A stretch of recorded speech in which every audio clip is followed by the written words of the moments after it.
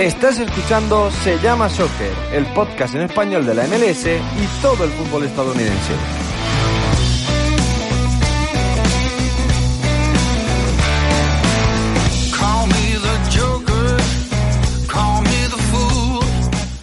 Bienvenidos, ya estamos de vuelta. Esto es Se llama Soccer, vuestra casa predilecta del fútbol estadounidense. Segunda temporada del podcast. Es impresionante lo mucho que hicimos el año pasado desde cero, los números que conseguimos en este proyecto.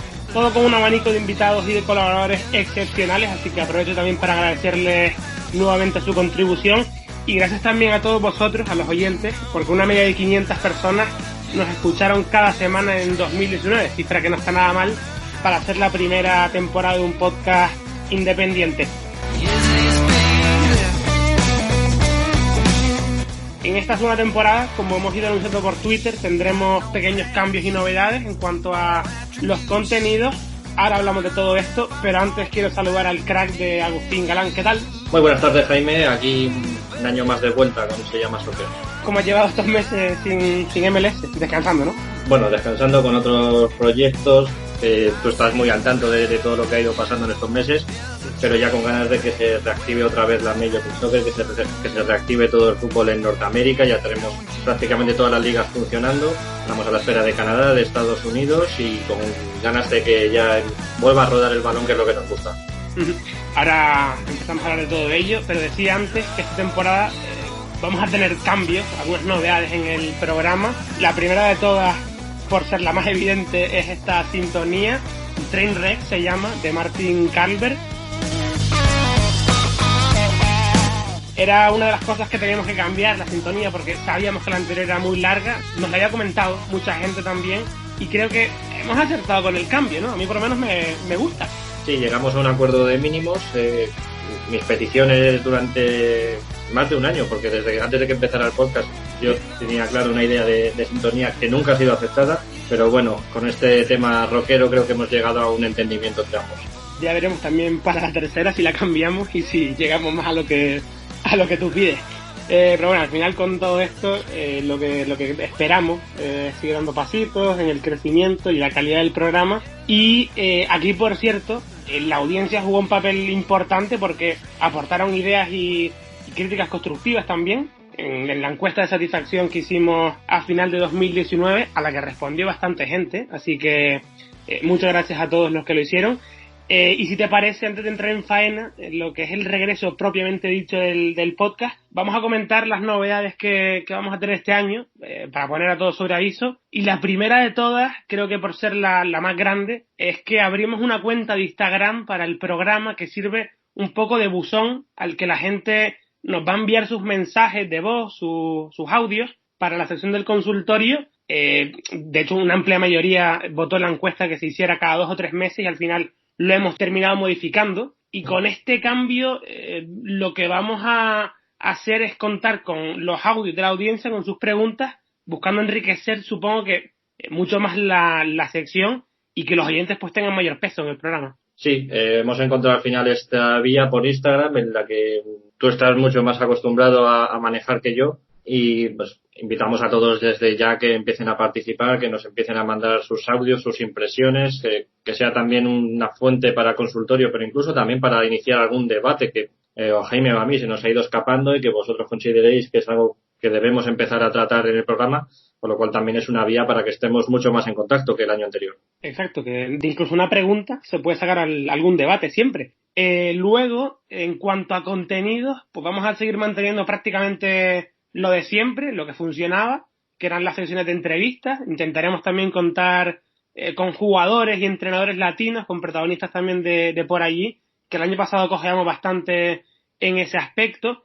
También vamos a seguir con la sesión de noticias, que funcionó muy bien el año pasado, pero la del análisis sí que va a sufrir un pequeño giro, ¿no? La vamos a hacer no tan centrada en partidos en concreto, que lo hablamos, sino en temas que abarquen situaciones que tengan que ver con esos mismos partidos. Sí, pues llega un momento, sobre todo en la fase de la temporada regular, con tantos partidos entre semana, en los que hay muchísima actividad. Queremos llegar a todo y realmente no se puede, y entendemos que durante esos meses hasta que empiezan los playoffs, quizá los partidos no sean tan protagonistas como lo que va dejando a posteriori la jornada. O sea, no es tan importante, por ejemplo, Filadelfia empata 1 contra Dallas en el partido número 16 de la temporada, sino ver a partir de ese momento en qué situación están los delanteros, cuáles están tardando más en arrancar y por qué lo están haciendo, y centrarnos un poquito más en una mirada un poquito más global que centrarnos simplemente en los resultados de la jornada y en lo que ocurra durante los 90 minutos. Abrir un poco más el abanico, al fin y al cabo,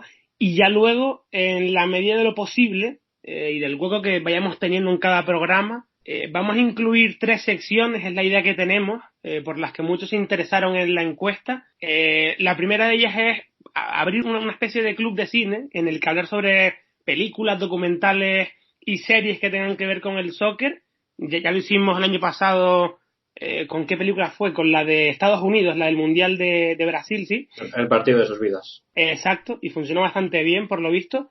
Luego también una sección de historia y de efemérides, por así decirlo, y otra de contenido más explicativo o didáctico, como la sección que hicimos de la NSA cuando hablamos de ella, ¿no? Sí, ir tocando prácticamente todos los palos que el fútbol estadounidense nos permita. Es un fútbol en una región que va muchísimo más allá de la Major League Soccer, que tiene muchísima historia. Prácticamente el fútbol surgió allí en la misma etapa que surgió en Europa, con lo cual tenemos que también dar a conocer todo lo que ha ido dejando durante el último siglo.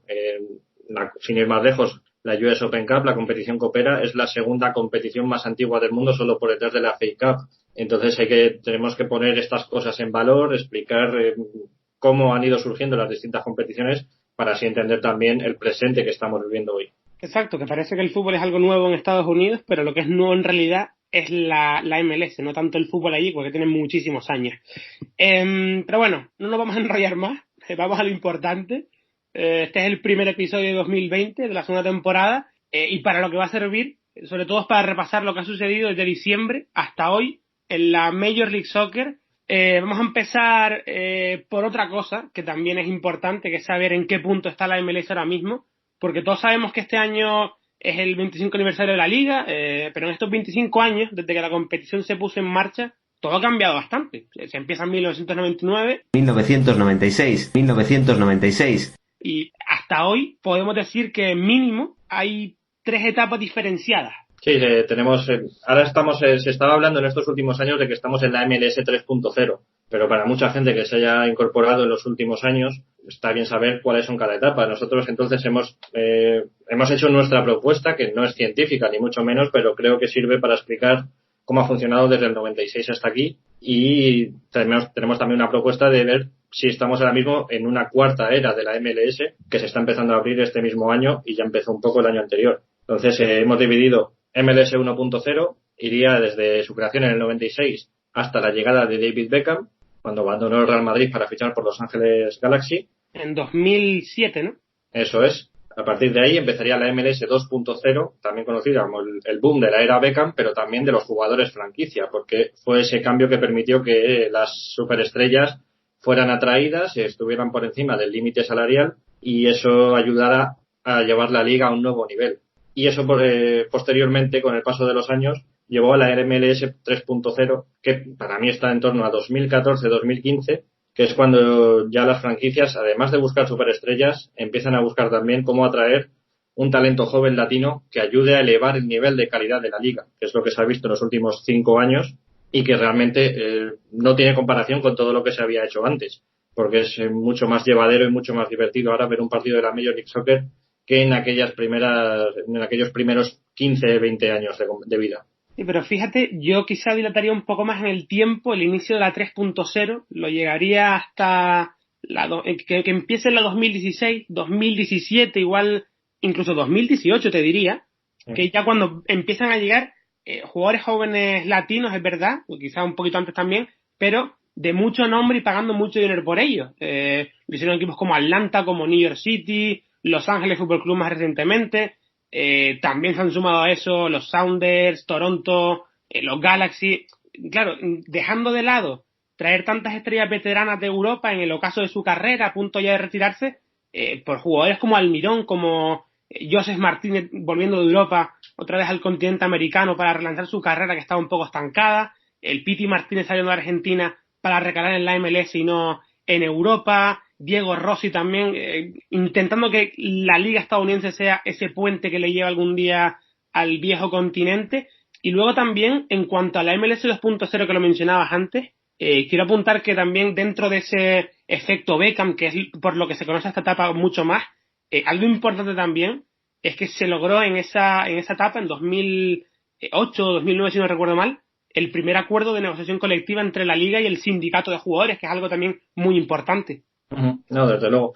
Y también el tema de esta etapa que estamos ahora viviendo y que posiblemente esté ya terminando para dar paso a una nueva. Creo que la MLS 3.0 estaba enfocada a la explosión de grandes franquicias con la llegada de New York City y Orlando, todavía basada en superestrellas, porque recordamos New York City nació con los fichajes de David Villa, Frank Lampard y Andrea Pirlo, y Orlando City pues tenía a Kaká como su gran estrella. Pero luego a partir de ahí surgió Atlanta, que creo que fue el equipo que lo redefinió todo de la mano del Tata Martino, porque ahí sí, ellos encontraron la forma de buscar un talento latino, buscar una nueva vía que no tuviera que estar tan ligada a esas grandes estrellas veteranas, y además lo hicieron consiguiendo un éxito rotundo. Ganaron el título en su segunda temporada, fue desde el principio un equipo que conectó muchísimo con la afición, que mostraba un gran carácter sobre el terreno de juego y que era realmente muy divertido de ver y de seguir, y a partir de ahí pues cambió el modelo a seguir. De hecho, con el surgimiento después de Los Ángeles se vio. Los Ángeles ya intentaba, pues eso, tenía a Vela como cabeza de cartel para atraer al público mexicano, y estaba todavía Vela en un momento muy bueno de su carrera, y también aparecieron jugadores como Rossi, como Atuesta, que ya dejaban ver que se había cambiado totalmente el foco, que ya no se buscaba a ese tipo de jugadores que sí llegaron en un momento a New York City o a Orlando City, y era un cambio de filosofía totalmente radical, que ahora pues más o menos todo el mundo está intentando seguir, y todavía vemos en este año en el que va a debutar Inter de Miami, que también es un poco el modelo que están buscando, aunque sí suena la posibilidad de que venga algún veterano. Sí, pero ¿tú crees que vamos a entrar en esa etapa 4.0, en esa cuarta fase de la liga? Porque sí es verdad que son muchos los que ya lo empiezan a llamar así, que se inicia esta temporada 2020, y sobre todo a raíz, lo dicen, de esta cooperación que va a haber entre la Major League Soccer y la Liga MX, con la Leagues Cup, la Campeones Cup, el nuevo All-Star que vamos a tener este año, pero yo no lo veo tan claro, ¿eh? Yo la verdad es que sí lo veo, porque creo que la Leagues Cup es una génesis de una competición que ahora mismo está siendo muy criticada. El año pasado vimos que muchos equipos la tomaban como una competición menor, pero que a la larga sí va a suponer un punto de meritocracia que ahora mismo en la Major League Soccer, al ser una liga cerrada, pues no tiene, y la Liga MX en la práctica tampoco, porque hay unos criterios para los equipos que quieren ascender de la liga de ascenso a la liga principal, pues que son bastante complicados de seguir. Entonces lo deportivo no siempre es lo primordial. Mientras que la Leagues Cup, ahora que se ha abierto el cupo y que este año va a tener mucho más equipos, sí te da una vía en la que tienes que conseguir resultados deportivos para poder jugar. Todavía no tiene ese prestigio que tiene en la Liga MLS o la Liga MX por separado, pero con el paso del tiempo creo que desde la CONCACAF, incluso desde la FIFA, van a intentar buscar que tenga una mayor aceptación y que tenga una mayor potencia mediática, porque es hacia lo que estamos yendo. El fin de semana pasado en África ya se anunció ese proyecto de Superliga que tanto tememos en Europa, se anunció en África con una serie de 20 equipos clasificados de por sí, que sea una competición regional y que otros equipos se clasificaran por méritos deportivos. Es hacia lo que va el mundo del fútbol. Creo que en Sudamérica también hay muchos equipos que son favorables a hacerlo, y en Estados Unidos también. Sí me gusta que se mantenga el criterio meramente deportivo. O sea, que no es que tengamos que tener por decreto a la América o a los Galaxy en esa competición, sino que simplemente los 8 mejores de cada liga, pues cada año se van a ver ahí, y que esa liga cada vez vaya teniendo una mayor importancia.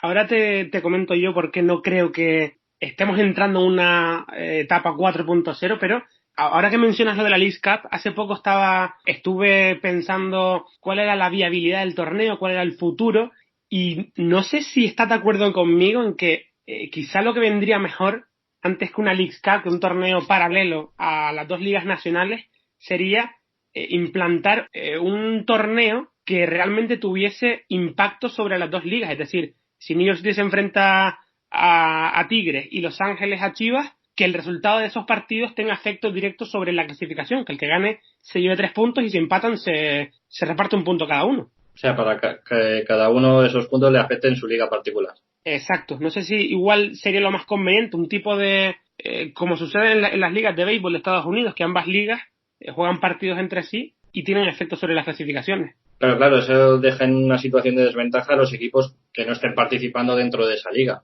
Si, por ejemplo, San José no está ahí metido, pues va a tener, por lo tanto, menos partidos y menos posibilidades de tener puntos. Eso le va a perjudicar de cara a los playoffs. No, porque podría tener partidos contra los equipos que no están clasificados para eso, para esa serie. Bueno, pero eso ya, imagino que sería ya una cuestión de ir analizando el formato de competición, de ver cómo van las conversaciones, y estamos ahora mismo en una fase todavía muy primaria. O sea, de hecho, va a ser este el segundo año de la Leagues Cup, que va a cambiar mucho respecto al primero. Y también, por lo que apunto sobre todo a esta nueva etapa de la Major League Soccer, es porque ya han descubierto, no es que han descubierto, sino que realmente han decidido apostar ya por una cooperación casi total con México. Tenemos la Leagues Cup, tenemos la Campeones Cup, el All-Star también va a ser ya entre equipos de la MLS y la Liga MX, con lo cual va a conseguir tener un empuje mayor que el que tenía con los equipos europeos, sobre todo ahora que no se está emitiendo con tanta fuerza como hace unos años en el continente europeo, y creo que eso ya se está reflejando en el tráfico de jugadores que hay de una liga a otra. Luego lo vamos a hablar, pero ya hay muchos jugadores que están cambiando la MLS por México y viceversa, México por la MLS, buscando cosas distintas en cada caso, y creo que esto es algo que va a beneficiar a las dos competiciones por igual. Sí, ahora lo comentamos.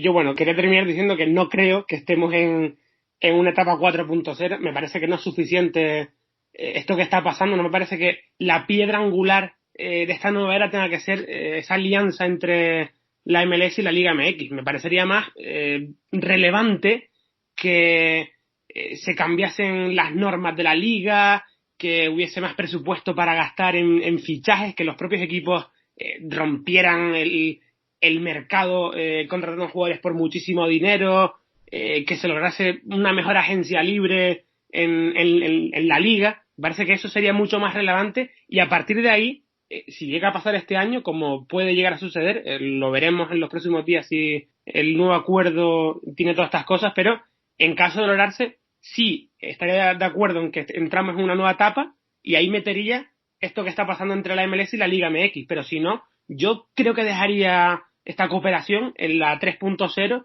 y esperaría una nueva fase en los próximos años. Y luego también es algo que lo va a marcar el nivel de los fichajes que vayan llegando nuevos a la liga, y por ahora estamos viendo eso, que sigue habiendo jugadores que están llegando desde el fútbol sudamericano a la MLS, europeos no tantos. Faltan muchísimos grandes nombres que antes pues eran habituales. El año pasado teníamos a Ibrahimovic, y este año parece que el gran fichaje que ha llegado procedente de Europa no deja de ser otro mexicano, como es Chicharito. Entonces ya parece que se está empezando a cerrar del todo el puente Europa-MLS. Sí, porque es lo que comentabas antes. Ahora cada vez se ficha más de Sudamérica, sobre todo desde la Liga MX y viceversa, porque lo que está claro es que esta cooperación entre ambas ligas también trae un creciente interés porque muchos equipos gasten dinero y que ese dinero llegue desde la MLS hasta la Liga MX. Por ejemplo, desde mitad de la temporada pasada hasta ahora, estuve repasando, ha habido 11 movimientos entre ligas, contando solo los que llegan a la MLS, desde Bow, que llegó a la Revolution, o más recientemente, pues Alan Pulido a Kansas City. Ahora profundizamos en nombres, pero yo creo que en este caso, en el que el destino de Estados Unidos, los motivos del cambio son casi al 100% los mismos, es decir, el aspecto más ajeno al fútbol, y que tiene más que ver con la calidad de vida o con la posibilidad de tener una retribución económica en concepto de sueldo mayor a la que tenían en México, y no tanto por la experiencia deportiva que pueda suponer. Sí, desde luego, pero también en el caso de los jugadores mexicanos, los que llegan son muy importantes para los equipos a los que van a llegar. Por ejemplo, tenemos a Pulido, va a ser el gran referente ofensivo de Kansas City la nueva temporada, después de un año en el que ha habido muchos problemas. Tenemos a Celarayán, que ha cambiado Tigres, donde tenía un papel relativamente secundario, para fichar por los Crew, otro equipo en problemas que quiere dar un salto de calidad, y al final ese es el perfil que se busca. Entonces estos equipos hacen un esfuerzo económico muy grande, pero no deja de ser una apuesta por jugadores franquicia. Y uno de los problemas que ha tenido siempre la MLS es el fondo de banquillo, que no muchos equipos lo tienen, y es donde realmente tienen que potenciarse. Entonces hemos cambiado la europea por la estrella mexicana, o el jugador con ganas de revalorizarse que llega procedente de México, y es aquí donde está bien, necesitan funcionar, la exigencia va a ser máxima para estos jugadores, antes lo era para los Ibrahimovic y compañía, y ahora va a ser para Pulido y Celarayán, Cavallini en los Whitecaps puede ser otro caso parecido, aunque en este caso Cavallini es canadiense, pero venía también de la Liga Mexicana del Puebla. Entonces estamos viendo que va a haber mucha exigencia, pero todavía no hay tanta clase media que dé el salto desde México a la MLS. Sí, porque los que no llegan como jugadores franquicia encima, porque también los hay, es verdad que estos tres que has dicho justo, Celarayán, Pulido y Cavallini, son jugadores franquicia, han llegado pagando mucho dinero a sus equipos por su traspaso, pero es que el resto que ha llegado también son jugadores para ser titulares y no tanto para el fondo de armario, porque ha llegado Fernando Mesa a Atlanta para sustituir a González Pires, ha llegado Pedro Gallese a Orlando para aumentar el nivel tan bajo que tenían en la portería, o el mismo Alanis también, que lo anunció hace unos días San José para reforzar la defensa, Felipe Mora a Portland también. Al final son jugadores que van a llegar para ser titulares directamente y no para aportar calidad desde el banquillo.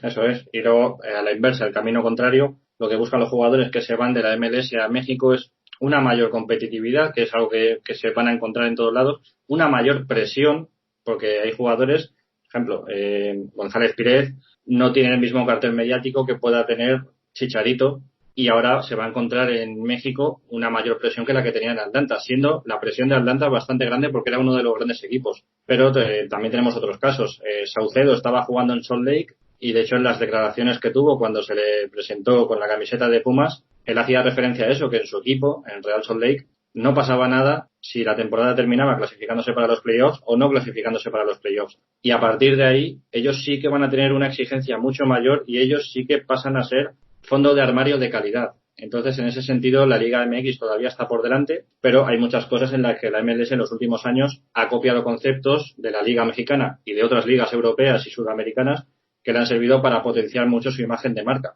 Todavía está en camino la MLS para poder igualarse con México, pero creo que cada vez la diferencia es menor. Pero todavía, como estamos apuntando, hay muchísima diferencia entre una y otra y estos movimientos entre una liga y la otra nos permiten analizarlo bien. De hecho, ahora que mencionabas lo de Saucedo, vamos a escuchar esas declaraciones cuando llegó a Pumas, procedente de Real Salt Lake, para saber cómo ha valorado su experiencia en la MLS y las diferencias que encuentra entre ambas ligas. La diferencia es bastante grande. Yo creo que no hay tanta presión en la MLS como hay acá. Yo creo que acá cuando llegas a un equipo grande se habla mucho de liguilla y que tenemos que entrar a liguilla. En la MLS, en el equipo donde estaba, si entramos a liguilla, bien, si no, pues bien, no pasaba nada. La verdad, Zlatan fue algo diferente porque se pasaba caminando bastante, pero Vela es un jugador que admiro bastante, no nada más por los goles que anotó, pero también defensivamente cómo trabajaba y al fin él no le gustaba el fútbol, pero hacía su trabajo bastante bien. No deja de ser verdad, en cierto modo, lo que dice, pero ¿no te parece que se le nota que habla un poco con cierto rencor al hablar de la MLS después de no haber sido tan protagonista Salt Lake como quizás hubiera querido? O sea, no digo que lo que él diga, valga la redundancia, no tenga sentido, porque es verdad que la presión en la MLS por no entrar a playoffs no es comparable a lo de no entrar a la liguilla en México, pero no me parece que no pase nada, como dice. Siempre tiene consecuencias no clasificarse a unos playoffs por el título. Pero depende del equipo. Si Real Salt Lake, después de todo lo que había pasado, si pongamos el ejemplo, si Mike Pesky no hubiera sido despedido a mitad de temporada, porque al final fue por algo disciplinario, si Salt Lake no se hubiera clasificado, ¿hubiera pasado algo? ¿Habría corrido peligro el puesto de Mike Pesky? Yo supongo que sí, pero porque ya llevaba unos años en el puesto. Pero es que es una franquicia bastante secundaria. Igual que si Filadelfia lo hizo muy bien, Jim Curtin ha estado mucho tiempo sin meterse y ha habido algunos rumores de destitución, pero su presión no ha sido tan fuerte como la que pueda haber en otras franquicias. Hay otras franquicias que sí funcionan con esa mentalidad de exigencia máxima. Te pongo el ejemplo Montreal, que es una que ha tenido vaivenes en los últimos años, a veces se ha metido, a veces no, y siempre ha habido bastante presión. No sé si por el tema de que su dueño es Joey Saputo o por qué, pero eso ha existido. Hay otros equipos que no era así. Hay otros equipos que pueden pasar años y años y años y pues siguen en la inopia y no pasa nada. Tenemos el ejemplo de Orlando City, que es un equipo que desde que se fundó no se ha metido en los playoffs. Sí, pero al menos Orlando despide entrenadores.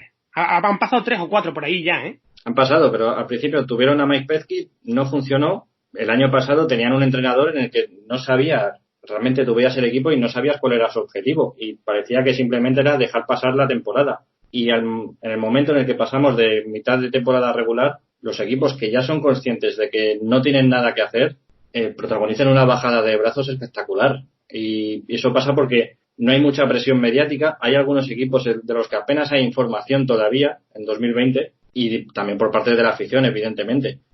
Dallas funciona muy bien porque tiene muy buena cantera, tiene buen entrenador, hay buena planificación, pero Dallas no tiene un entorno mediático muy duro, que digamos, y tampoco de afición. Eso en México pues es muy complicado. Prácticamente todos los equipos tienen una base de afición que te van a exigir, seas bueno o seas malo. Seguramente por eso también los jugadores de la MLS también deciden marcharse para allá, porque, por ejemplo, Lucho Acosta es verdad que se va por problemas que tienen DC, por desavenencias con el staff técnico y con la directiva, pero se va a Atlas porque es un proyecto interesante, porque el fútbol allí es más exigente, porque hay mejor afición que la que hay en DC seguramente. González Pires también se marcha allí por eso, Romario Ibarra, Saucedo, hay muchos jugadores también que se están marchando. Es verdad que el número no es tan grande como sucede a la inversa, pero cada vez también hay más jugadores a los que la Liga MX reclama al norte de la frontera. Sí, desde luego, porque ellos han visto, cuando se han enfrentado en partidos de la Champions League o en la Campeones Cup, pues se han encontrado a decir, oye, esta gente cada vez es más competitiva. Y de hecho el año pasado Atlanta se enfrentó a la América y había ojeadores y tenemos González Pires se ha marchado a Tijuana. Tijuana a día de hoy no lo pondría por encima de Atlanta United, pero es un equipo en el que ahora mismo han apostado por el central argentino y creen que puede ayudar a que su plantilla mejore mucho. Y lo que sucede en México es algo que la MLS todavía no se da, que es con esa mayor libertad salarial que tienen. Por ejemplo, en Tigres hay estrellas, pero luego también hay como 9 jugadores que te pueden cobrar unas cifras económicas bastante altas, mientras que Atlanta, que tiene sus muy buenas estrellas con muy buenos salarios, luego tenemos ese escalón salarial que hace que el resto del equipo, aun siendo muy bueno, pues no perciba tantos emolumentos, y eso también hace que pierdan ese incentivo que al final se nota.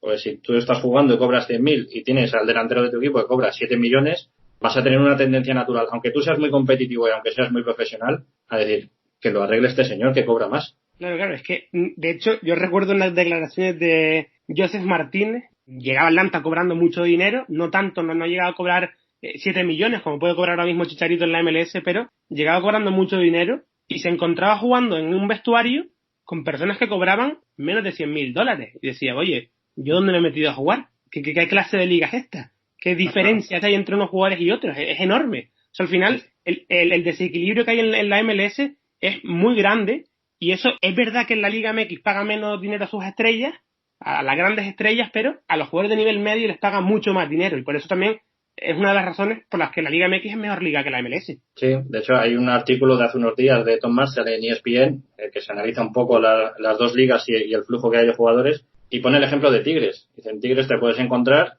con que hay por lo menos 7 jugadores que cobran más de $1 millón cada año. Y el jugador que más cobra es Gignac, que cobra 4. Gignac, con 4 millones, no sería uno de los jugadores mejor pagados de la MLS. Hay jugadores que cobran más. Giovanni en su momento en los Galaxy cobraba bastante más. Ahí está el indicativo de que está todo un poquito más igualado. Uh-huh. Entonces, también es una buena vía. Es decir, a lo mejor no necesitamos que haya salarios como los de Ibrahimovic, Kaká o Villa, sino que sea un poquito más bajo y que el reparto sea un poco más equitativo. Eso también tiene que ir de la mano de una mayor demanda hacia los jugadores estadounidenses. Se está haciendo muy buen trabajo con la cantera, pero aún así creo que el nivel medio del jugador estadounidense tiene que aumentar muchísimo a día de hoy. De hecho, sobre todo esto también habló Chicharito cuando fichó por LA Galaxy, en los primeros días de entrevistas que tuvo. Habló sobre la MLS, sobre la Liga MX, las diferencias entre ambas competiciones, los puntos fuertes que tiene cada una y el por qué los jugadores también se deciden por irse a Estados Unidos. Es una declaración muy larga, pero merece la pena escucharle porque todo lo que dice lo argumenta muy bien, creo yo. Mira, la verdad que el nivel de ambas ligas ha habido mucho crecimiento, pero sí es verdad de que yo creo que la liga de la MLS ha crecido muchísimo más en un periodo muy corto, ¿no? Desde que empezaron de verdad a ponerle más atención a las bases y de ahí empezar a creer. La Liga Mexicana también ha seguido creciendo, pero sí me consta, y esto no es nada más porque llega a jugar a la MLS, pero me consta en las ligas que he estado y en los países que he estado, la gente sabe más de la MLS que de la Liga Mexicana, algo que a mí me encantaría que fuera, no al revés, pero que estuvieran a la par o al nivel, ¿no? Porque la verdad que la Liga Mexicana no se sigue mucho en Europa, por más que la gente cree y piense que sí. Entonces yo creo que la Liga Mexicana podría aprenderle muchísimas cosas a la MLS. Como la MLS estoy seguro y se nota que le ha aprendido mucho a la Liga Mexicana y lo ha llevado a cabo y admira mucho a la Liga Mexicana y lo ve como un proyecto a seguir. Yo creo que también la Liga Mexicana debería tener un poco de humildad y poder hacer eso y también poder darle más oportunidades a jugadores mexicanos, a las fuerzas básicas, ponerle muchísimas más atenciones, hacer las cosas de distintas maneras, pero solamente es mi opinión, pero yo sí creo que el nivel está muy igualado, uno podrá ser mejor o no, mucha gente lo compara, que mientras la Liga Mexicana siga ganando la competición de Conca Champions, seguirá haciendo y claro, eso es, yo creo que sí es un buen nivel para medirse, pero yo no veo muy lejano que un equipo de la MLS pueda quedar campeón en una liga de Conca Champions y pueda representar en el Mundial de Clubes al continente americano, ¿no? De Norteamérica, perdón. Entonces, yo creo que los dos han crecido muchísimo, pero sí es verdad de que yo creo que la MLS va con pasos agigantados y que la Liga Mexicana podría aprenderle y podría seguir creciendo aún más si de verdad aprendiera en algo de la MLS. Lo dices justo al principio y quizá pasa más desapercibido. La MLS ha crecido mucho todos estos años, más que la Liga MX, y es algo evidente que tenía que pasar porque el margen de crecimiento es mucho mayor, la Liga MX está más asentada y es mejor liga, todo hay que decirlo, pero quizá por eso también la MLS es más conocida y seguida en Europa y muchos lugares del mundo, ¿no? Quizá por eso también cada vez más mexicanos buscan ir a Estados Unidos, igual que lo hacen los sudamericanos o los europeos. Sí, luego aquí entra en juego el factor mediático, y el factor mediático es innegable que la MLS ha hecho mucho más por su expansión a nivel mundial que la Liga MX. Muchos aficionados mexicanos pues, piensan que la América es un gigante continental, que realmente lo es, pero en España es mucho más conocido New York City o incluso Orlando City que lo que pueda ser el América. Si ahora mismo salimos por la calle de Madrid o por la calle de Barcelona a preguntar a un aficionado español cuántos jugadores de la América conoce, no va a saber situar a ninguno. Le puede sonar, evidentemente le va a sonar que está Giovanni Dos Santos, pero el aficionado medio español no sabe que Giovanni está jugando allí. Y eso es algo que en la MLS pues no ha sucedido. Si vas a la calle a preguntar, pues todo el mundo sabía que Ibrahimovic, hasta que ha fichado por el Milan, estaba en los Galaxy, que David Villa estaba en New York City. También ha influido mucho, efectivamente, esos 4 años en los que ha sido emitido por Eurosport. Ahora está siendo emitido con mucha menos publicidad por parte de DAZN, pero es evidente que sí se ha hecho mucho más por promocionar la MLS fuera de sus fronteras que la Liga MX. La Liga MX a día de hoy sigue sin tener un canal que lo retransmita en ningún país de Europa. Hay plataformas como Fanatiz, que más o menos es algo parecido a DAZN, pero el que lo conoce es un aficionado muy de nicho, un aficionado muy duro que busca realmente competiciones que no tienen tanto potencial mediático, que se interesa por la Liga de Colombia, por la Liga de Ecuador, por la de Chile, por la de México también, y es ahí donde los dirigentes de la Liga MX tienen que hacer mucho más por internacionalizar su producto. Es que uno de los grandes problemas que le veo yo a la Liga MX, por ejemplo, es que los derechos televisivos de la competición no se venden de forma conjunta, en un mismo paquete. O sea, cada equipo tiene que negociar con las televisiones la emisión de sus partidos. Y eso me parece un error. Eso le cuesta muchísimo a la liga posicionarse en mercados extranjeros, porque una televisión no va a pagar, X por retransmitir los partidos de la América, porque igual le cuesta muy caro. Y en cambio, a lo mejor sí le convendría pagar un poquito más por retransmitir todos los partidos de la jornada, o por retransmitir 5 o 6. Eso al final es un factor que tiene efecto en cómo la Liga MX no se está posicionando en el mercado europeo o en el mercado, no sé si sudamericano también se ve o no se ve. No, incluso también ha sucedido a nivel local. O sea, ha habido momentos en los que ha habido desacuerdo por parte de algún equipo de la Liga Mexicana, y recuerdo que hace unos años existía un proyecto de Chivas TV.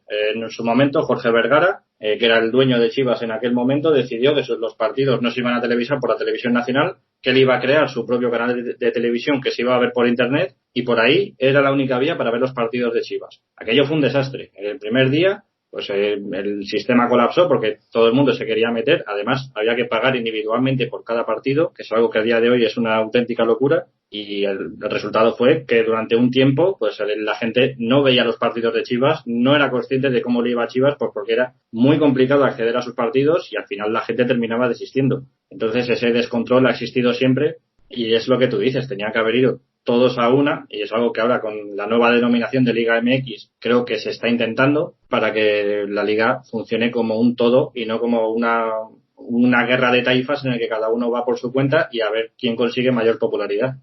Al final lo que la MLS está copiando bueno de la Liga MX otras ligas, la propia Liga MX también tiene que ver lo que funciona y lo que no funciona en la MLS o en otras ligas extranjeras y adaptarlo a su propia competición para así potenciarla y que no se vaya quedando tan estancada en el mercado.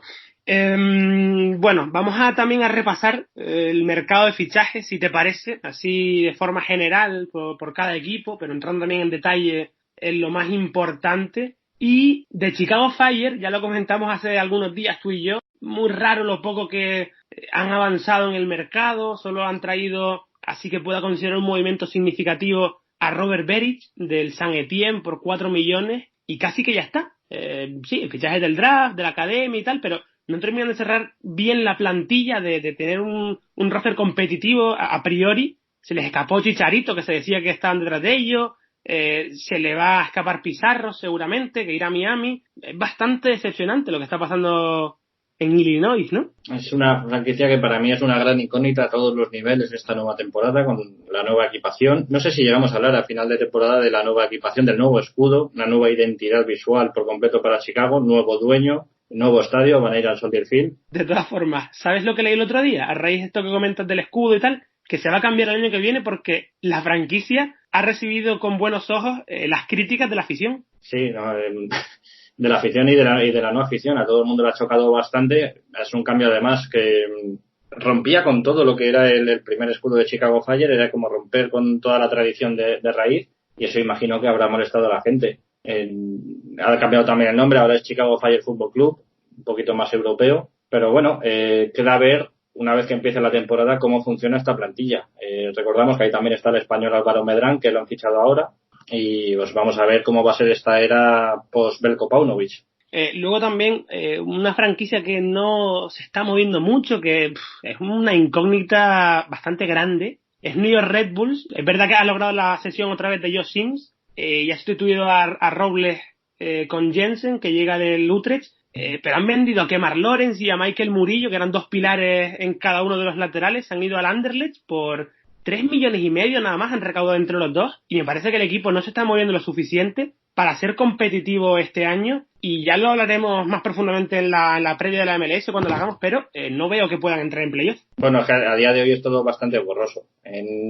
Queda todavía mucho mercado, incluso cuando comience la temporada van a poder seguir fichando más jugadores, y lo que tienen los Red Bulls es que siempre hay una, dos o tres apariciones que surgen de la cantera que sorprenden bastante, y es ese factor con el que ellos juegan, que a veces por lo inesperado pues te encuentras jugadores que responden muy bien. Vimos en su momento la irrupción de Tyler Adams, que quizá fue la más llamativa porque era un jugador realmente para jugar en cualquier equipo grande de Europa, pero el año pasado, por ejemplo, Cáceres poquito a poco se fue ganando el puesto y se fue asentando bastante bien. La progresión que tuvo Murillo desde que llegó hasta que se fue bastante amplia. Es un jugador que ha cambiado muchísimo, ha mejorado mucho en los Red Bulls, y creo que este año pues también habrá varios jugadores que no tenemos en absoluto en el radar y que irán funcionando bastante bien ahora que se cierra este nuevo ciclo, porque recordamos que no está Conor Lade, uno de los defensas más veteranos que dejó el fútbol, no está Luis Robles, y Ray Phillips también terminó contrato y no fue renovado.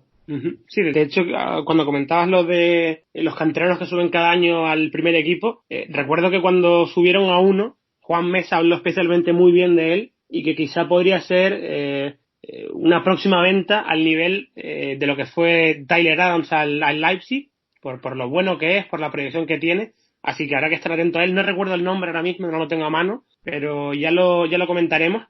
Luego hay un equipo que para mí en la conferencia ha sido el que mejor se ha reforzado, no solo en su conferencia sino en toda la liga, y es Columbus Crew, porque ha fichado a Lucas Elarayán por 8 millones, a Nagbe por 1 millón y ha traído a Fanendo Adi gratis desde Cincinnati después de que le rescindieran el contrato, y sobre todo los dos últimos son jugadores que rindieron muy bien con Caleb Porter en Portland, ganaron incluso el título en 2015 con él, con lo cual parece que es un equipo que se va adaptando más a lo que pide el entrenador, a su idea, y que puede encajar muy bien, porque Zelarayán además llega para sustituir a la figura de Higuaín, que ya se fue. Sí, ya se retiró el Pipa Higuaín, y ahora sí que ya es el equipo 100% Caleb Porter. E incluso durante la última semana ya se ha terminado de cerrar esa transición al anunciar que Will Trapp se marcha al Inter de Miami. Y es realmente una pieza que en su estilo no cuadraba mucho, era un jugador con mucha importancia, y a eso era un elemento de fricción que hacía que no funcionara bien los Crew en toda la temporada prácticamente. A mí lo que me sorprende del fichaje de Fanendo Adi, por ejemplo, es que todavía es muy joven, tiene 29 años el nigeriano, y da la impresión de que, como lleva tantos años, estas dos últimas temporadas en las que ha terminado embarrancando por una serie de motivos, tanto deportivos como extradeportivos, daba la sensación de ser un jugador irrecuperable. Creo que que todavía tiene una oportunidad, y es este año en Columbus, con un entrenador que lo conoce muy bien y que sabrá gestionarlo a la perfección. Estoy completamente de acuerdo. Yo creo que todavía se le puede sacar jugo, que se le puede exprimir esa gota de fútbol que todavía enseñaba en Portland, pero que en Cincinnati no ha mostrado. Luego hay equipos que se refuerzan de a poco. New England fichando a Buxa por 5 kilos, trajo a Sinovic también para reforzar el lateral izquierdo. DC ha fichado a Edison Flores de Morelia por 5 millones. New York City también poco a poco trayendo a Keaton Parks definitivamente del Benfica. Ha traído gratis a Celan. Son equipos también junto con Orlando que se van reforzando para ir mejorando sus equipos progresivamente más de lo que ya lo están. En el caso de Orlando hay mucho margen de mejora, es un equipo que todavía tiene que mejorar bastante, pero en la conferencia parece que los equipos sí que se mejoran mucho más con esos jugadores que van llegando que lo que pasa en la conferencia oeste, ¿no? Sí, pero como te digo, estos inicios de temporada en la Major League Soccer siempre pues es una batalla por la ilusión en la que cada cual intenta traer su jugador, no su jugador franquicia necesariamente, pero se intentan traer nombres que enganchen un poquito a la afición, pero realmente luego no sabemos cuáles de esos jugadores van a funcionar. Algunos grandes nombres se terminan estrellando, no se adaptan a la liga, y otros que tienen mucho menos cartel terminan siendo grandes irrupciones. El año pasado había bastantes dudas con Keaton Parks y tuvo una progresión bastante buena, y en Orlando pues siempre hay jugadores que llegan con un nombres que van a hacer muy buenos números.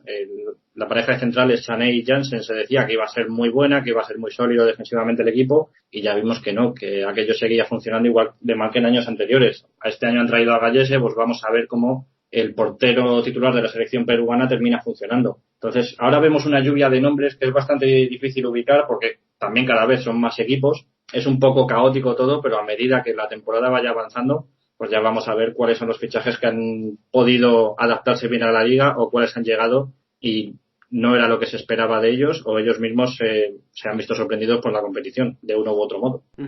Ahora entramos a valorar más en profundidad los equipos de expansión, pero antes quiero repasar un poco la conferencia oeste, porque te decía antes que en la conferencia este me parece que el nivel de jugadores que ha llegado y los refuerzos son un pelín mayor, porque solo algunos equipos en el Pacífico han traído realmente buenos jugadores. Colorado se ha reforzado bastante bien, ha acertado creo yo en todos los fichajes. Los Ángeles Galaxy trae a Chicharito pagando 10 millones, mantiene a Pavón otro año más.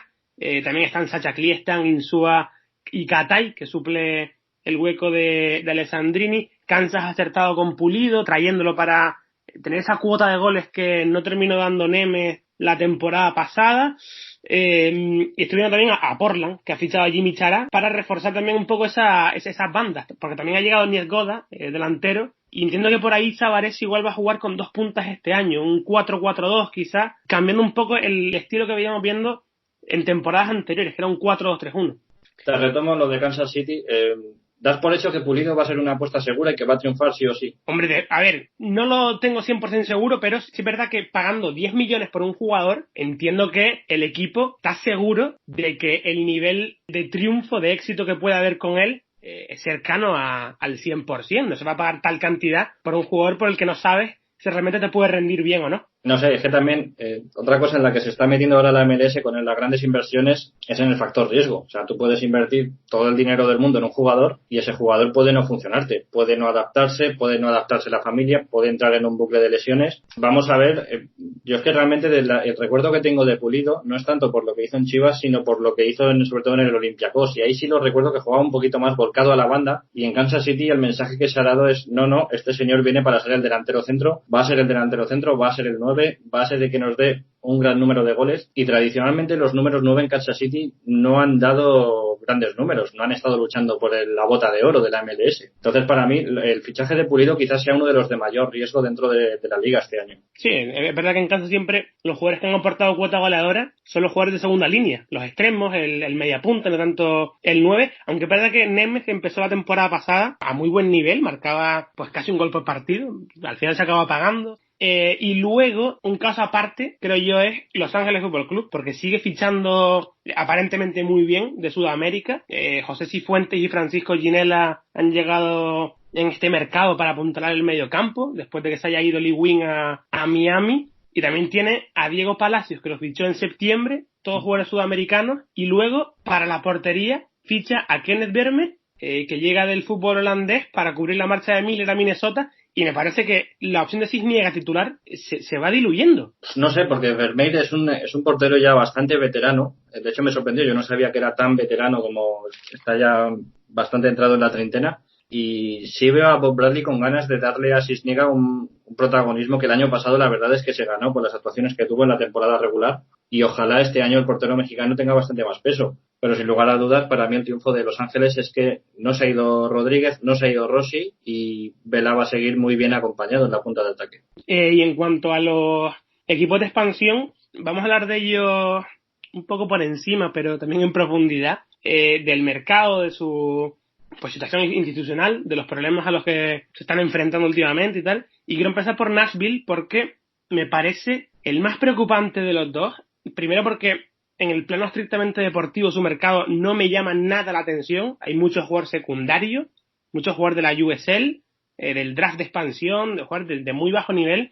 Y luego está el tema institucional. Esta semana sacaron un comunicado junto a la MLS y decían que la construcción del estadio se paralizaba, que había muchos problemas con el alcalde de la ciudad, que se había echado para atrás, y el comunicado decía que Don Garber, y cito textualmente, no le habría dado a Nashville un equipo de expansión sin el compromiso de la ciudad de no construir un estadio específico para el fútbol. Tiene mucha tela lo que está pasando allí. Sí, estábamos tan pendientes de los problemas de Inter de Miami que al final pues Nashville también avanzaba y ahora pues tiene estos problemas. Luego en cuanto a plantilla, pues la verdad es que tenía jugadores. Yo creo que los deberes los hicieron sobre todo durante la segunda mitad del año pasado y lo veníamos comentando. Había fichajes ya pues como Aníbal Godoy, Dave Romney, Cendejas para la portería, va a tener también a Sarek Valentín, el lateral de los Timbers, que siempre ha funcionado muy bien, y va a ser un equipo en el que hay mucho jugador que conoce la MLS, pero no sé si tienen la calidad suficiente para ser competitivos dentro de la MLS, por lo cual eso lo sitúa en riesgo de ser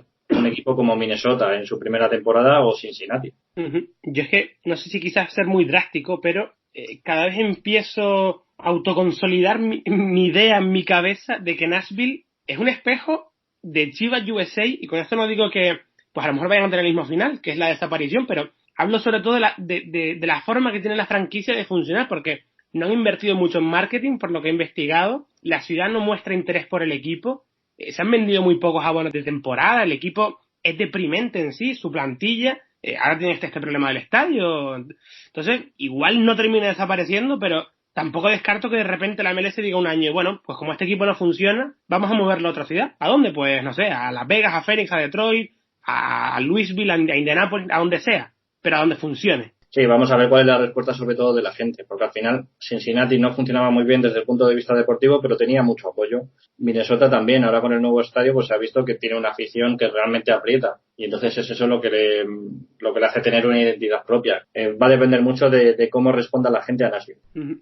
Y luego, en el caso del Inter de Miami, Miami, ¿tú cómo lo decías? Miami, ¿no? A ver, vamos a contarlo realmente lo que sucede. La Real Academia Española indica que la pronunciación de Miami es así, Miami, no es Miami como se dice en Estados Unidos, porque Miami hace referencia a una tribu indígena local de de allí, de la zona, que por eso se llama así la ciudad, Miami. Entonces, el nombre del equipo, dado que está en español y se llama Club Internacional de Miami, yo a partir de aquí voy a intentar decir en todo momento Inter de Miami, pero sí es verdad que durante muchísimos años, por la influencia norteamericana, hemos dicho Miami de casi el 100% de las veces. Que nos diga también la gente en los comentarios cómo lo pronuncian ellos, a ver si pues un poco realmente hay división de opiniones o es que nosotros somos unos catetos y la Real Academia tampoco tiene ni idea.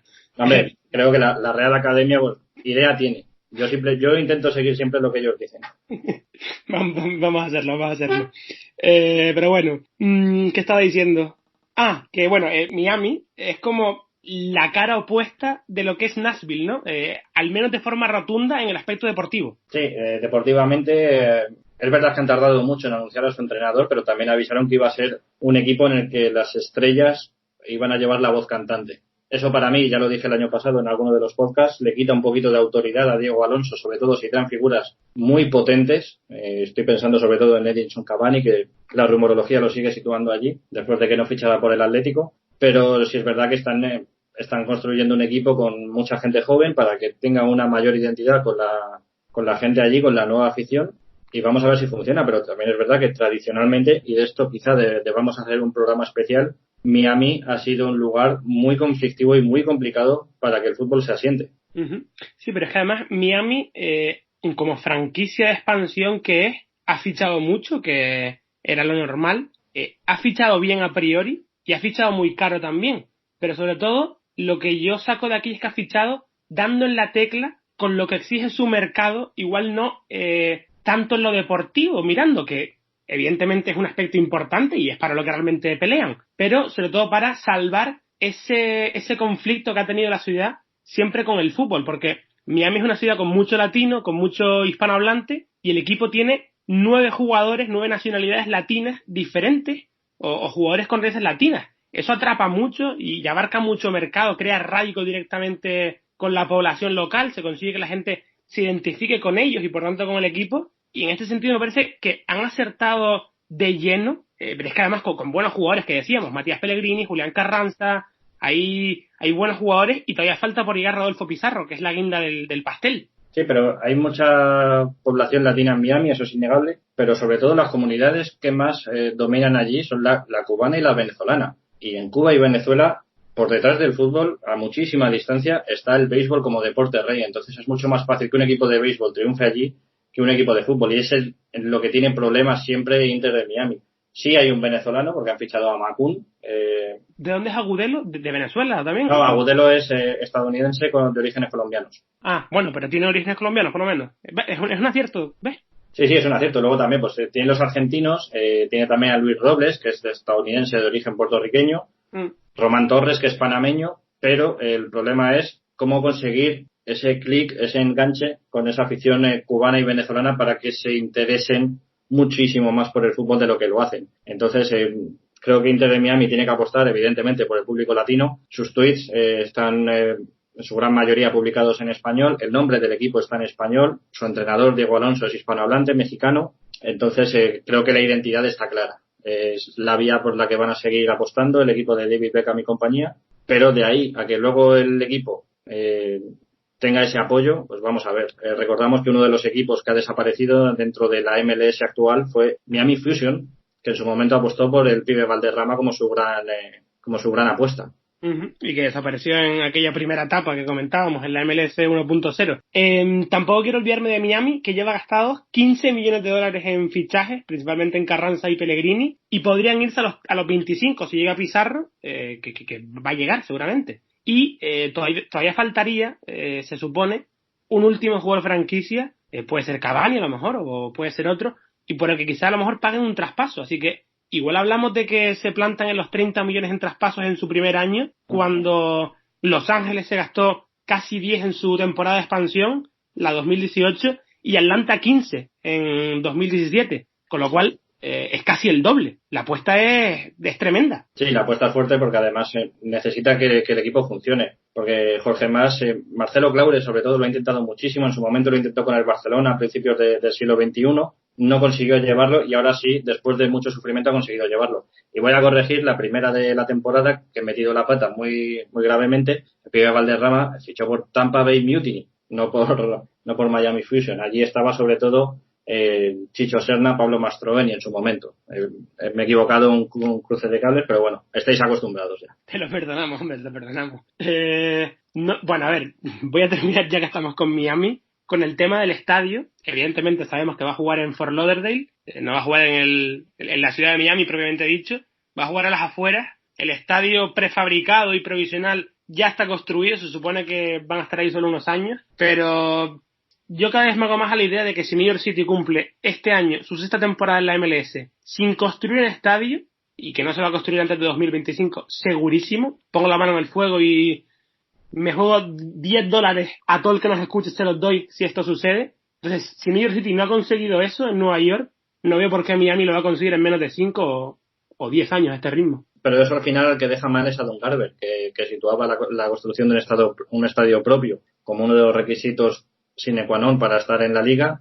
Y hemos visto New York City pues no consigue sacarlo adelante, Miami está teniendo problemas, Nashville pues vamos a ver cómo está la situación y al final pues al que más dejan en entredicho es al propio comisionado. Bueno, y para ir terminando ya, vamos a repasar un poco cómo están yendo las pretemporadas de los equipos que están en la carrera por la Conca Champions. Evidentemente todos empezaron la pretemporada a finales de enero, pero los de la Conca Champions empezaron una semana antes, el día 11 si no me equivoco, y vamos a empezar por Seattle, por el campeón vigente de la MLS. Ha jugado 2 partidos ya, de los 3 que tiene programados que estoy viendo, me parecen muy pocos. Y llevan una derrota por 0-1 contra Peñarol, que es buen rival, es buena piedra de toque para medirse, y una victoria por 3-2 contra la Universidad de Loyola.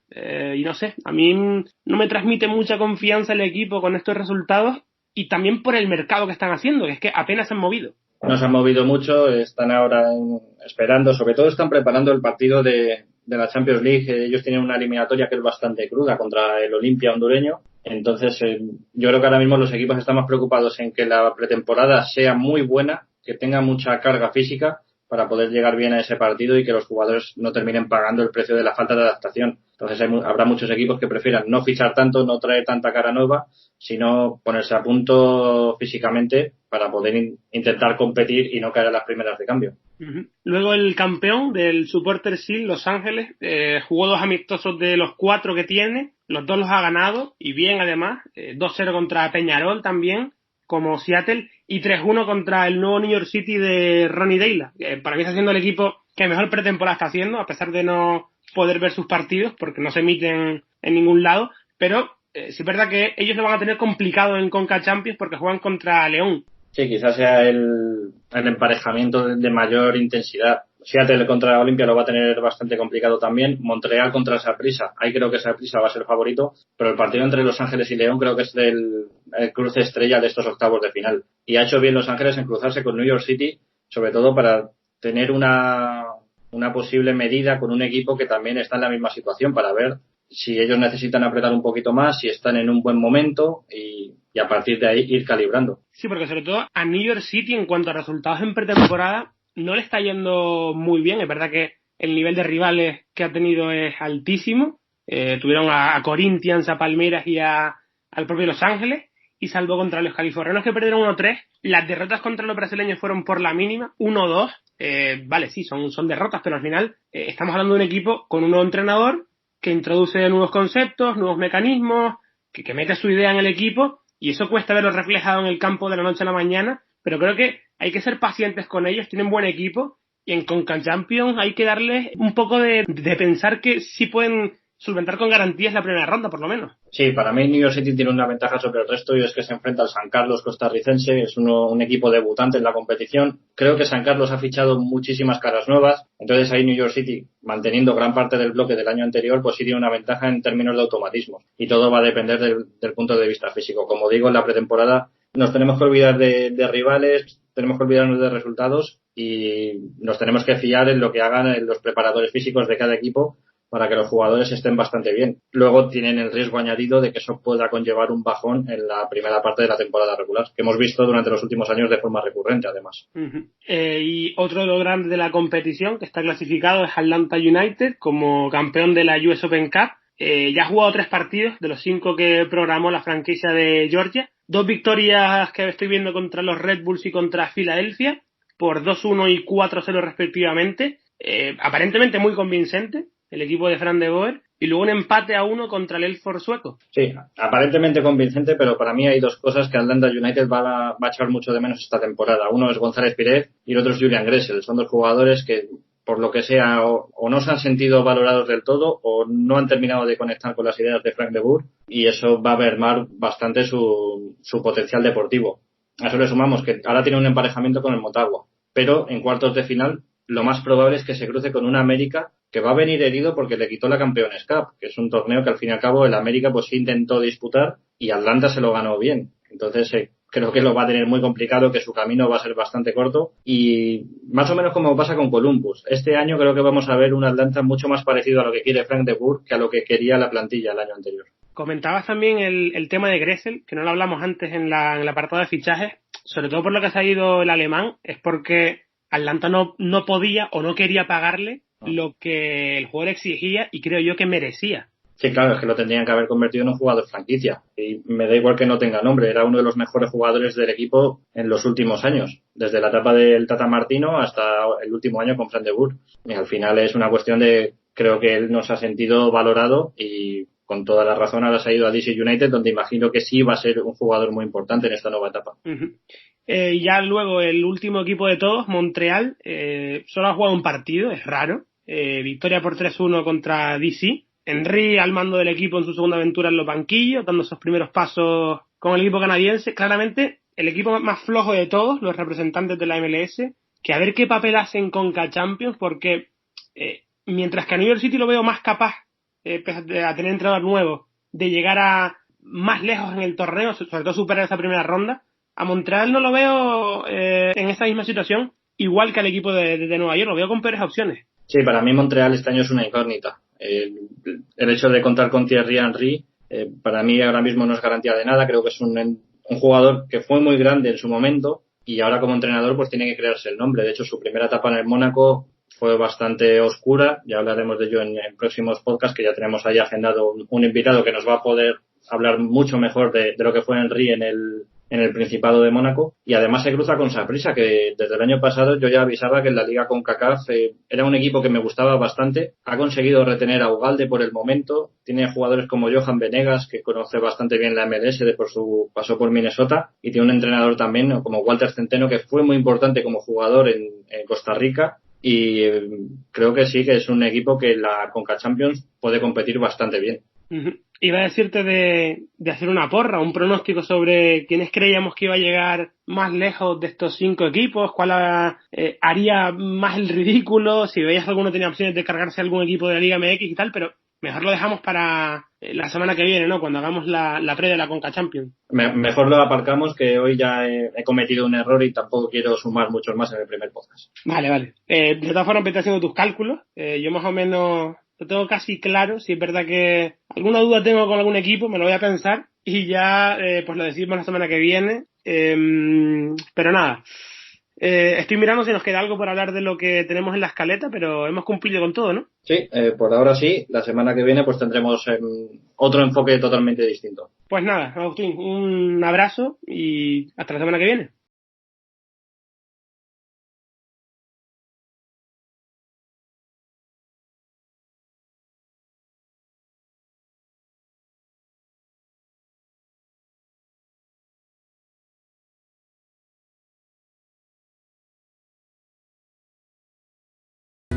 Se nos pasan volando los programas de Se Llama Soccer, y todavía más después de estos 2 meses y medio en los que hemos estado de vacaciones, por así decirlo.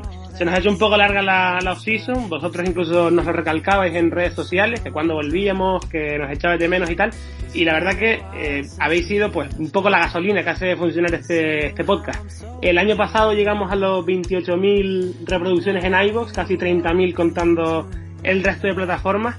Y creo que ahí fuera todavía hay muchos más aficionados a la MLS a los que podemos llegar, gente a la que estoy seguro de que le gustaría la liga, pero que aún no lo saben. Y ahí es donde creo que vosotros podéis contribuir compartiendo el podcast y transmitiendo la pasión por esta liga de Estados Unidos tan emocionante.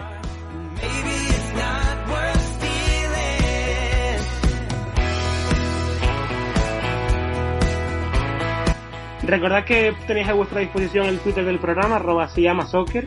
Ahí vamos a tratar de seguir generando comunidad, es uno de nuestros objetivos.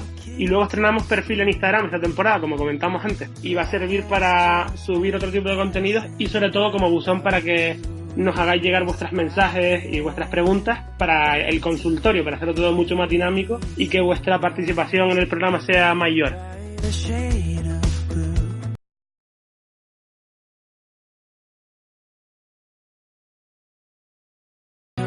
Daros las gracias a todos, como siempre, y que nos escuchamos otra vez la semana que viene, ya de forma ininterrumpida hasta noviembre. Un saludo, chao.